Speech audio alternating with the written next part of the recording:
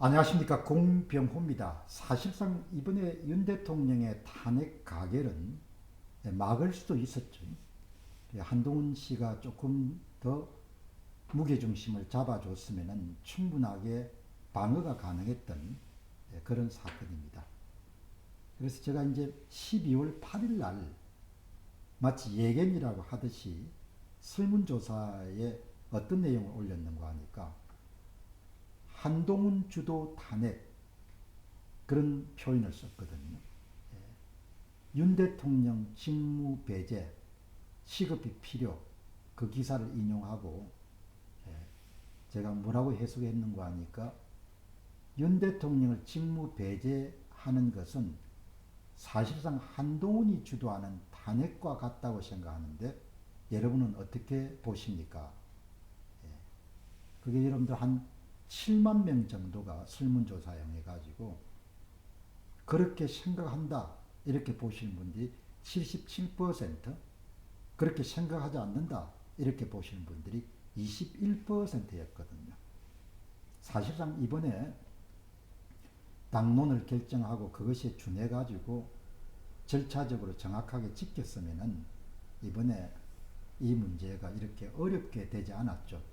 한동훈 씨는 그냥 퇴임하고 나서 그냥 나가버리면 그만이지만 이제 탄핵안에 대한 헌재 판결이 내릴 때까지 참 많은 사람들이 고민을 할 수밖에 없는 그런 딱한 상황이 발생했고, 만에 하나라도 만일에 헌재에서 윤 대통령을 탄핵시키는 결정, 그런 일이 일어나지 않겠지만 그런 일이 일어나게 되면은 그러면 그 다음은 참 어떤 상황이 벌어지게 될 것인가, 이런 문제를 생각하게 되면은 이번 탄핵안을 주도하거나 탄핵에 동참했거나 탄핵 의사를 명확히 피력했던 사람들에 대한 원망을 하지 않을 수가 없는 것이죠. 예. 오늘 홍준표 대구광역시장의 페이스북을 방문해 보니까 홍준표 시장이 당 대표를 지냈고 있기 때문에 또 법을 잘 아는 사람이고 이 당무에 대한 착한 그런 이해, 이런 부분에 도움을 주지 않습니까? 홍준표 시장은 착하게 이렇게 규정을 하네요.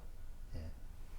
특정 정당이 당론을 정할 때 그것은 크게 두 가지로 대별된다.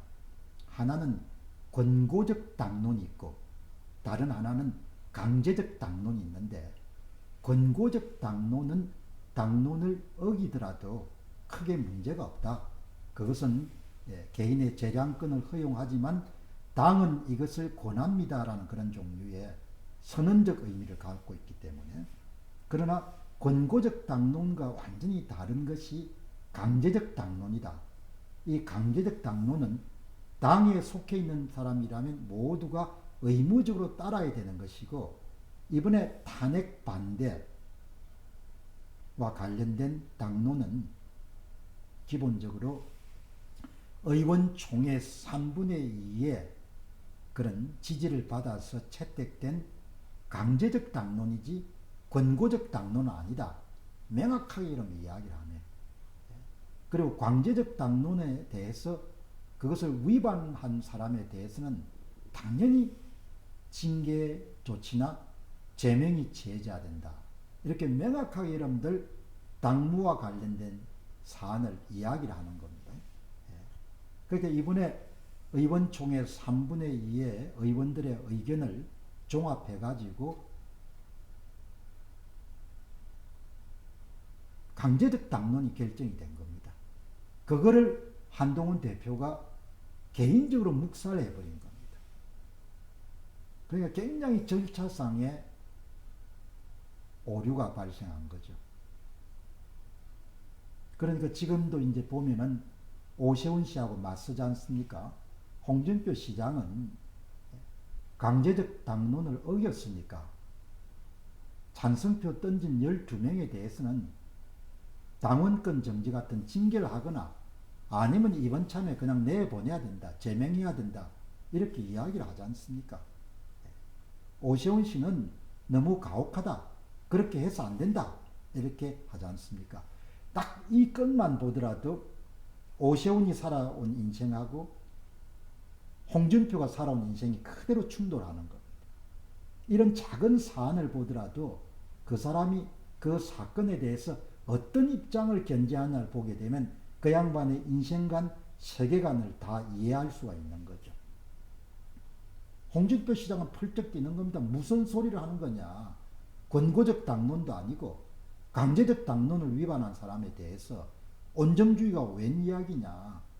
이렇게 당을 어렵게 하고 나라를 어렵게 했는데 12명을 그만두냐고.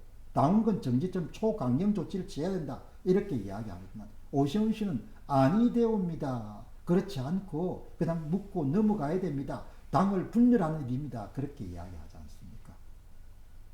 예. 그러니까 저는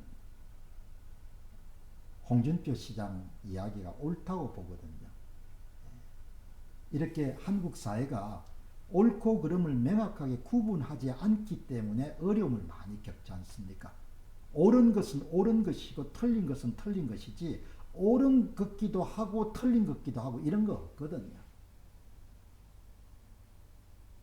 탄핵 의사를 앞두고 초기부터 홍준표 시장은 명확하게 이야기했지 않습니까? 탄핵 반대, 질서 있는 퇴진. 그렇게 자기 입장을 정해가지고 왜 그렇게 돼야 되는지를 일관되게 이야기했지 않습니까? 오세훈 씨는 어떻게 했습니까? 어중간한 입장을 취하다가 탄핵 여러분들 결정되기 하루 전에 갑자기 여러분들 돌변해가지고 탄핵 찬성. 제가 볼 때 논리가 제가 잘 설득이 안 됩니다. 이번에 당 중진들 가운데 유정복 씨, 인천광역시장, 김태흠 씨, 충남도지사, 김영한 씨, 충북도지사 다 탄핵 찬성에 이름 돌아선 사람이지 않습니까? 국민의힘 출신의 시도 협의회 의사결정을 내렸지만 나중에 다 그냥 배를 갈아탄 거지 않습니까? 마지막에 갈아탔다는 이야기는 뭐죠? 이익에 흔들렸다는 거지 않습니까? 정치하는 사람이 신념이라는 것이 있을 텐데 국가적으로 중차대한 탄핵에 대해서 처음부터 안철수 씨는 이런데 반대를 하든 찬성을 하든지 그렇지 않고 막판에 하루 전에 갑자기 뭐죠? 입장을 선회한다는 것은 이익에 눈이 가렸다는 거지 않습니까?